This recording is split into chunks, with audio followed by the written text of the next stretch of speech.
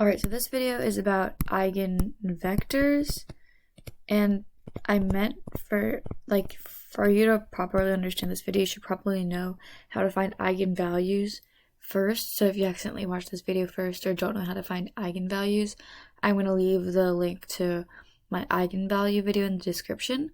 But I'll do a little review on what conceptual eigenvectors and eigenvalues are. So again, basically, if we have a vector, which is representing a movement, right, in space, usually when we multiply this by a matrix, so like when A is a matrix and we multiply it by a vector, usually our vector will change directions. Oh my goodness, not sticky keys again. It'll usually change directions. It'll get transformed to go to a different point. This point right here will shift to this point right here. But there are certain vectors called eigenvectors that don't change direction. So if we had a vector like here, an eigenvector is after this same transformation, like after we multiplied it by the same matrix A that changed this point to this point, if the vector didn't change direction and instead was only multiplied by a scalar, and that scalar is the eigenvalue. Which makes sense, right? And we'll represent this as equals k, which is the eigenvalue times that vector. So what it's saying is that this vector right here, when you multiply it by this matrix A, what you're getting is not the vector linearly like transformed in some way, not changing direction, because remember, when you multiply it by a matrix, it can change direction. What's happening to this vector is it's only being scaled, because remember, k is a scalar. So basically, it's saying that for this particular vector, not for any other vector, again, if for an n by n square matrix, there's going to generally be n eigenvectors. So for like a 3 by 3 matrix, there's 3 eigenvectors. So for those 3 particular vectors, there will be, so for that matrix, there will be 3 particular vectors in which when you multiply it by that matrix, the vector doesn't change direction. It's just scaled by a certain amount, which is your eigenvalue.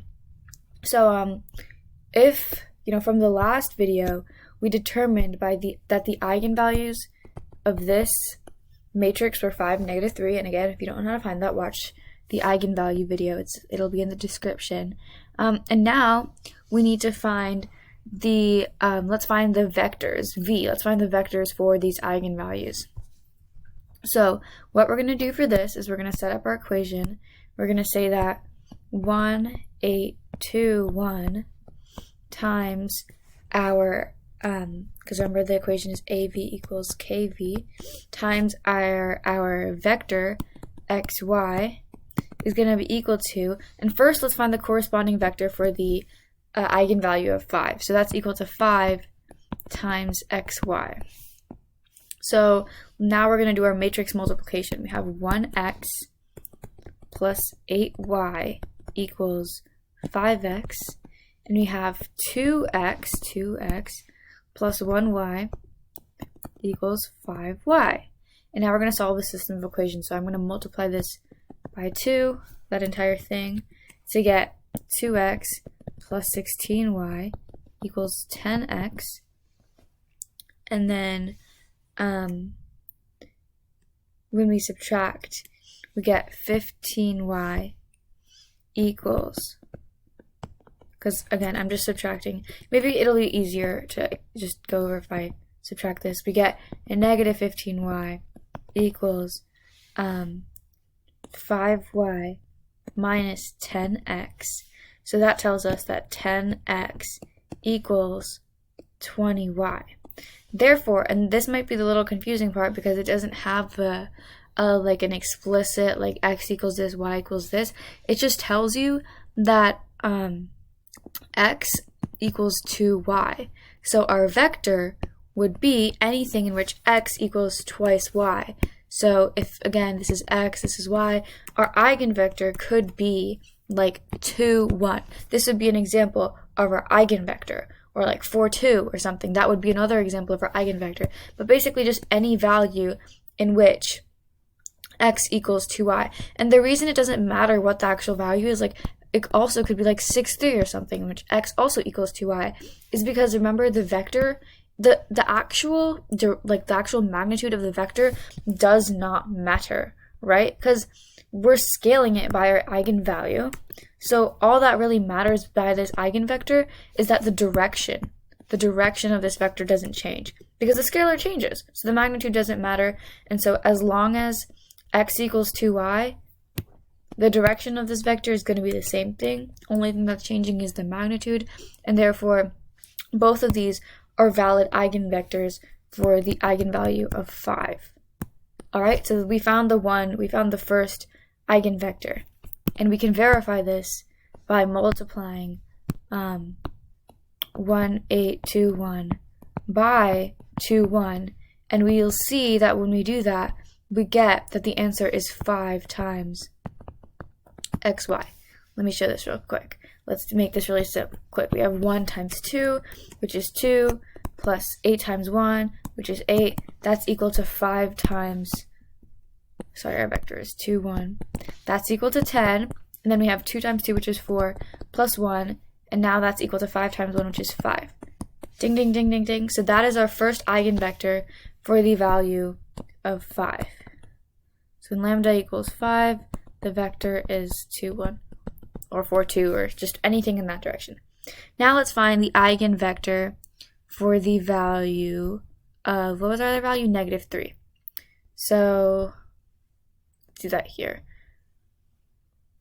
So when lambda equals negative 3, what was our matrix again? Let me check.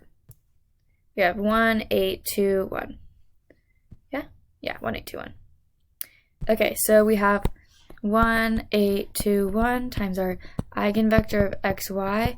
So now that equals negative 3 times xy. So this gives us 1 times x. So x plus 8y again equals negative 3x. We have 2x plus y equals negative 3y. And so now I'm again going to multiply this first equation by 2 to get 2x plus 16y equals negative 6x. We're going to subtract this whole equation. So I got negative 15y equals negative 3y plus 6x. And so this tells us that negative 6x equals 12y. So x equals negative 2y. So again, if we have our vector that's xy, that means our eigenvector is going to be, so if y is 1, x is going to be negative 2. And again, that can also be, another example would be if we had like 4, negative 2. That's also an example of a valid eigenvector. And you might think, well, hey, that's a completely opposite direction. This vector is 2, negative 2, 1, whereas this is 4, negative 2, so it's not even going in the same direction. But the thing is, it technically still counts as an eigenvector because the scalar, the eigenvalue, could be negative, right? Like, if we scaled this by a factor of a negative 1/2, it would be this value. So that's why it still counts as an eigenvector, even though it doesn't go in the same direction. Since it's directly opposite it, we can scale it by a negative amount to get the same vector. So you could also plug this value into our formula. You could plug it into AV, where is that formula? You could plug it into like AV equals KV right here. But I showed you how to do that for this one. So you can check it with the other ones. And that's basically it for eigenvectors. They seem complicated, but they're really not that bad. Yeah, you just need to know eigenvalues first.